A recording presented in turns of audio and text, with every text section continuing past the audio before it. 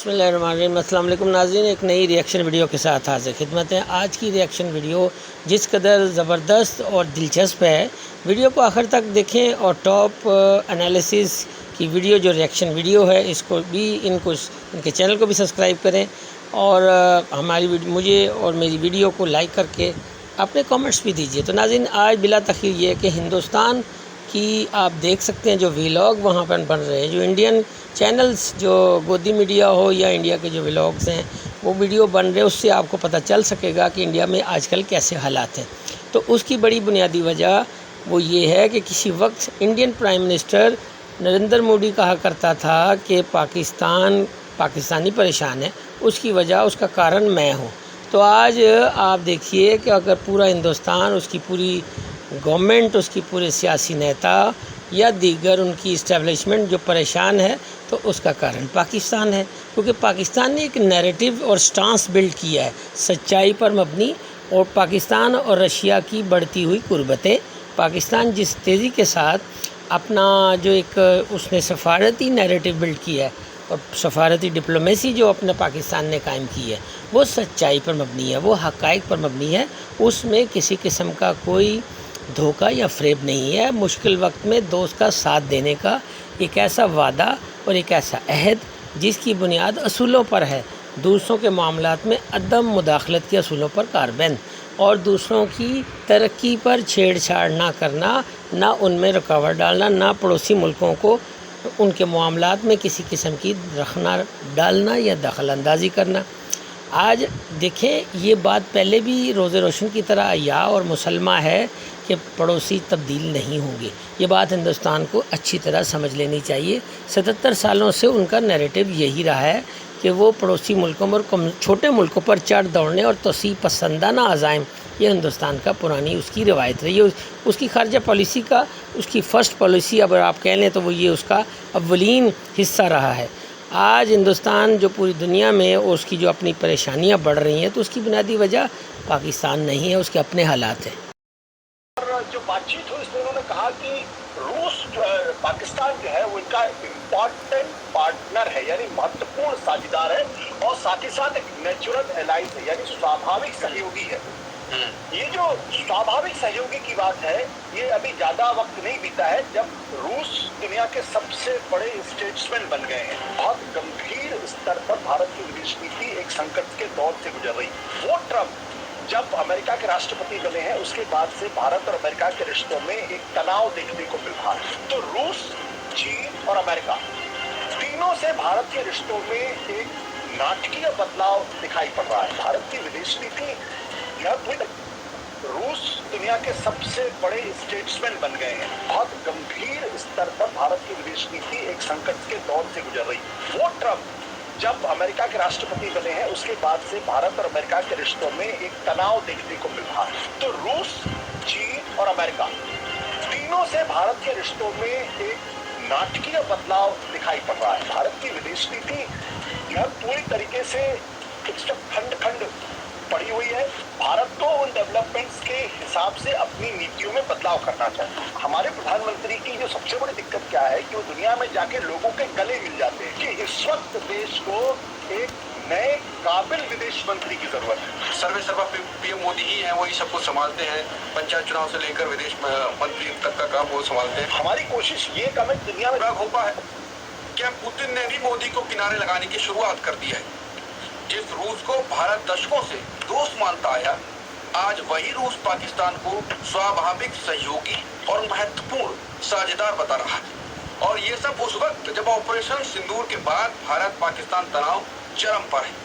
रूसी अस्सलाम वालेकुम दोस्तों, रूस ने पाकिस्तान को अपना कुदरती और नेचुरल फ्रेंड कह दिया है और कह दिया है कि पाकिस्तान और रूसी दोस्ती दुनिया की हर दोस्ती पर भारी है। दोस्तों, इससे भारत में काफी कोहराम मच गया है, जहां पर पाकिस्तान के लिए ये कहते हैं कि पाकिस्तान चाइना से 80% हथियारों की टेक्नोलॉजी लेता है। तो दोस्तों, पूरी की पूरी हथियार यानी बुलेट से लेकर या डिफेंस सिस्टम तक हर चीज भारत रूस से लेता है। अगर रूस और पाकिस्तान की दोस्ती होती है, और दोस्तों पाकिस्तान रूस से अगर भारत का डिफेंस सिस्टम ही काट देता है, तो खुद सोचें कि भारत दुनिया के लिए आचार बनकर घंटा रह जाएगा जो आएगा। कोई बात होगी कि घंटा है और हर कोई आता है बचा कर चला जाता है, वो हाल होने वाला है, क्योंकि रूस ने खुले तौर पर पाकिस्तान के लिए ये बयान दिया है। खुद सोचे कि एक तरफ ट्रम्प कहते हैं कि I love Pakistan, China Pakistan के साथ खड़ा है, और दोस्तों तीसरी जो बड़ी वर्ल्ड पावर है उसने कह दिया है कि Pakistan is our natural friend, यानी वो तो कुदरती दोस्त है, उससे दोस्ती बिगाड़ कर अपने ही पाँव पर कुल्हाड़ी मारी जा सकती है। क्योंकि दोस्तों पाकिस्तान के गर्म पानियों तक रूस रसाई मांग रहा है, गवादर तक आना चाह रहा है, और पाकिस्तान रूस में रेल कॉरिडोर बनने जा रहा है, उसकी शुरुआत भी हो चुकी है। रूस का सारा सामान गवादर से पूरी दुनिया को पहुंचेगा, और दोस्तों ये बहुत बड़ी अचीवमेंट पाकिस्तान के लिए बनने वाली है, क्योंकि इससे पाकिस्तान रूस पर दबाव डालकर भारत का असला भी काट सकता है। देखिए, एक बात तो समझ लीजिए कि अंतर्राष्ट्रीय राजनीति में कोई किसी का दोस्त नहीं होता है। सिर्फ एक चीज परमानेंट होती है और वो है जो राष्ट्रीय हित, इसके अलावा कुछ नहीं होता।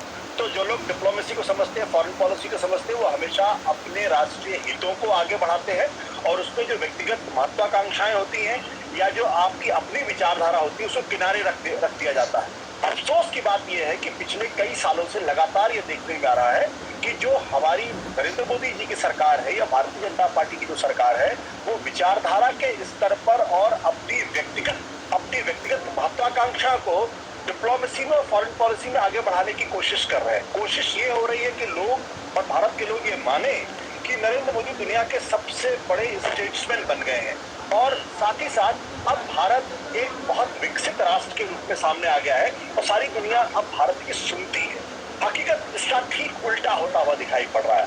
आपने बिल्कुल सही कहा। अभी जब रूस का जिक्र आपने किया, तो ये जो रूस की जो बैठक थी, ये मॉस्को में बैठक थी, और इस बैठक में एक तरीके से अगर आप ध्यान से देखें तो जो रूस के यहाँ जो बिजनेस या इंडस्ट्री की जो मीटिंग हो रही थी, जिसको कहते हैं इनोप्रो, ये रशिया का largest annual industrial trade fair है। उस मीटिंग में पाकिस्तान के नुमाइंदे भी थे, जाहिर सी बात है रूस के नुमाइंदे तो थे ही थे, और जो बातचीत हुई उसमें उन्होंने कहा कि रूस पाकिस्तान जो है वो इनका इम्पॉर्टेंट पार्टनर है, यानी महत्वपूर्ण साझेदार है, और साथ ही साथ एक नेचुरल एलाइज है, यानी स्वाभाविक सहयोगी है। ये जो स्वाभाविक सहयोगी की बात है, ये अभी ज्यादा वक्त नहीं बीता है जब रूस भारत के बारे में ये कहता था कि भारत उनका स्वाभाविक सहयोगी है। सवाल इसका इन्वेस्टिगेशन होना चाहिए, परीक्षण होना चाहिए कि आखिर रूस इस तरीके की बात क्यों कर रहा है।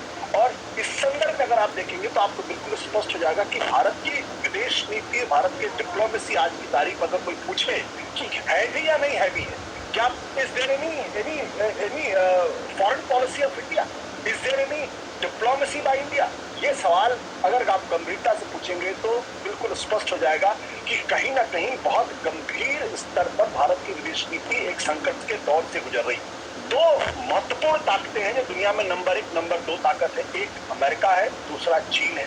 अमेरिका लगातार भारत के प्रति जिन शब्दों का इस्तेमाल कर रहा है, चाहे वो ट्रेड टैरिफ का सवाल हो या सीजफायर के बाद की बात हो, उसके पहले आपने देखा था कि भारत के जो अवैध इमिग्रेंट्स थे जो अमेरिका में रह रहे थे, उनको किस तरीके से हथकड़ी डोरी लगाकर हिंदुस्तान भेजा गया। और ये तब हो रहा था जब देश के प्रधानमंत्री नरेंद्र मोदी अमेरिका के अंदर थे और अमेरिका के राष्ट्रपति डोनाल्ड ट्रंप से मुलाकात कर रहे थे। अमेरिका भारत को टैरिफ किंग कहता है एक, और ये वो अमेरिका है जिसके साथ नरेंद्र मोदी ने प्रधानमंत्री रहते हुए सबसे बेहतर रिश्ते बनाने की कोशिश की, उनके लिए वोट तक मांगे और उनको अपना स्वाभाविक दोस्त तक बताया। वो ट्रंप जब अमेरिका के राष्ट्रपति बने हैं उसके बाद से भारत और अमेरिका के रिश्तों में एक तनाव देखने को मिल रहा है। तो एक तो तस्वीर ये हो गई। दूसरी तस्वीर चीन की है जो दुनिया का नंबर 2 इस वक्त देश है। गलवान की घटना सबको मालूम है, कैसे भारतीय सैनिकों के साथ व्यवहार किया गया। चीन लगातार तनावपूर्ण बातचीत कर रहा है। ऑपरेशन सिंदूर के दौरान यहाँ तक कि भारत के कैप्टन शिव कुमार ने माफ करेगा, भारत के जो डिप्टी सेना प्रमुख है राहुल सिंह, उन्होंने यहाँ तक कहा कि 81% साजो सामान हार्डवेयर जो है वो पाकिस्तान को चाइना प्रोवाइड कर रहा, और भारत एक नहीं बल्कि 3 शत्रुओं से लड़ रहा था एक तरीके से। ये चीन का रवैया है। रूस पर भारत को सबसे ज्यादा नाज था, सबसे ज्यादा उनके ऊपर भरोसा था, क्योंकि सोवियत संघ के साथ हमारी 1971 में एक बड़ी ऐतिहासिक ट्रीटी हुई थी। वो रूस पूरी पाकिस्तान क्राइसिस के दौरान चुप रहा, शांत रहा। तो रूस, चीन और अमेरिका तीनों से भारत के रिश्तों में एक नाटकीय बदलाव दिखाई पड़ रहा है। इस संदर्भ में अगर आप देखें कि रूस, जिसे भारत को अपना नेचुरल एलाई कहना चाहिए, स्वाभाविक सहयोगी कहना चाहिए, वो पाकिस्तान को अपना सहयोगी नेचुरल एलाई कह रहा है। अमेरिका के राष्ट्रपति पाकिस्तान के फील्ड मार्शल या आर्मी के प्रमुख आसिम मुनीर को अपने यहाँ लंच पर बुलाते हैं और उनकी तारीफ करते हैं। वो कहते हैं कि आई लव पाकिस्तान, और उनके जो जनरल हैं वो कहते हैं कि पाकिस्तान एक फिनोमिनल पार्टनर है आतंकवाद से लड़ने में। यानी भारत ऑपरेशन सिंदूर पहलगाम के बावजूद भी अमेरिका को कन्विंस नहीं कर पा रहा है कि पाकिस्तान एक आतंकवादी देश है। तो और उसके साथ साथ अगर आप ध्यान से देखें रूस के संदर्भ में, तो जब रूस और यूक्रेन की लड़ाई चल रही थी उस वक्त रूस के ऊपर तमाम पश्चिमी देशों ने प्रतिबंध लगाया था। भारत ने उस वक्त अंतर्राष्ट्रीय जो सहमति थी उसको तोड़ते हुए रूस के साथ अपना ऑयल खरीदा क्योंकि तो सस्ते में मिल रहा था। उसके बावजूद रूस आपके साथ जो है वो स्वाभाविक साझेदार की बात नहीं कर रहा है। तो इस संदर्भ में अगर आप देखोगे तो बिल्कुल स्पष्ट हो जाएगा कि भारत की विदेश नीति जो है पूरी तरीके से खंड खंड पड़ी हुई है, और ना चीन के साथ आपके रिश्ते अच्छे हैं, ना अमेरिका के साथ आपके रिश्ते अच्छे हैं, ना रूस के साथ आपके रिश्ते पहले जैसे रह गए हैं। पाकिस्तान तो दुनिया को मालूम है, बांग्लादेश में आपकी क्या स्थिति सबको मालूम हुआ है। इस वक्त भारत विरोधी शक्तियां गई। मालदीव जैसा देश भी कहता है कि हमें भारतीयों की यहाँ जरूरत नहीं, आप यहाँ से निकल जाइए।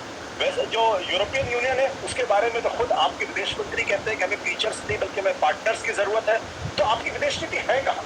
तो ये एक बड़ा गंभीर सवाल है। मैं ये नहीं मानूंगा कि रूस ने भारत की पीठ पर छुरा घोंपा। मैं ये कहूंगा कि भारत दुनिया को कन्विंस नहीं कर पा रहा है अपने स्टैंड को लेके, अपनी बातों को लेके, और वो कहीं ना कहीं दोस्तों से ज्यादा, पार्टनर से ज्यादा वो दुश्मन क्रिएट कर रहा है या फीचर्स क्रिएट कर रहा है जो भारत को संदेश दे रहे हैं कि भाई आप उतने बड़े नहीं जितना कि आप अपने आप को समझते हो। आप अभी भी उसी स्थिति में रहिए जैसे आप पहले थे। बिल्कुल, और दोस्त जो थे उनको भी लगभग दुश्मन ही बनाते जा रहा है भारत। जो रूस जो पाकिस्तान में स्टील मिल है, ट्रेन प्रोजेक्ट बहुतों पे अब काम करेगा। पाकिस्तान ने बात कही है कि हम सहयोग की इसमें उम्मीद लगाते हैं, उससे भारत की चिंताएं तो बढ़ेंगी। क्या आपको लगता है, आप नया सवाल ये है कि आपने कहा कि जिस प्रकार से ट्रंप के खिलाफ तो अलग बात हो गई, ट्रंप के बारे में भी मोदी जी बिल्कुल शांत हैं। अमेरिका के प्रति बार बार ही सवाल उठता है, विपक्ष लगातार उठाता है कि उसने तो नाम तक दे दिया कि नरेंद्र सरेंडर अमेरिका के सामने हो गए हैं। तो आपको लगता है कि अमेरिका के प्रति इतना सरेंडर हो जाना, नतमस्तक हो जाना रशिया को पसंद नहीं आ रहा है? कि मुझे लगता है तो अब तो अमेरिका के ही एकदम से हो गए हैं, हमारी तो वो वाली बात नहीं है। कि इसमें जो डेवलपमेंट पिछले महीनों में हुए हैं वो बहुत ही महत्वपूर्ण है। भारत को उन डेवलपमेंट्स के हिसाब से अपनी नीतियों में बदलाव करना चाहिए। हुआ क्या कि सोवियत यूनियन के खत्म होने के बाद रूस की स्थिति कमजोर हुई। चीन ने इस बात का फायदा उठाया, उसने रूस के साथ अपनी दोस्ती को मजबूत कर लिया, और वो कहीं ना कहीं जो यूक्रेन वॉर चल रही है उस यूक्रेन वॉर में चीन ने रूस की काफी मदद भी की है। ऐसे में जो रूस की डिपेंडेंस है वो चीन के ऊपर बढ़ गई है। साथ ही साथ चीन ने भारत को कमजोर करने के लिए पाकिस्तान के साथ अपने आप को बहुत मजबूत कर लिया। पाकिस्तान को एक तरीके से अपना स्पॉन्सर्ड कंट्री बना दिया उसने।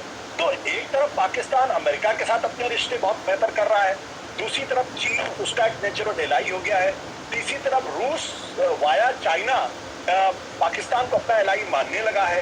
तो प्रश्न ये खड़ा होता है कि जब जियो पॉलिटिक्स इतनी तेजी के साथ बदल रही थी तो भारत का मतलब मोदी सरकार को भी उसके हिसाब से अपनी नीतियों में बदलाव करना चाहिए।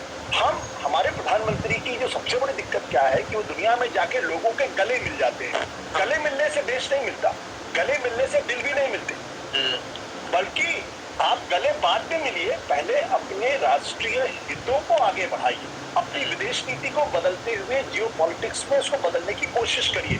ये कैसे हो सकता है कि कनाडा में आपका जो आपके बड़े नेता के खिलाफ वहाँ पे केस चल रहा है और वहाँ हत्या का केस चल रहा है, अमेरिका के अंदर भी केस चल रहा है, अडानी के खिलाफ भी केस चल रहा है, चाइना की स्थिति सबको मालूम है, रूस की स्थिति सबको मालूम, जो हम पहले भी ऑलरेडी बता चुका हूँ।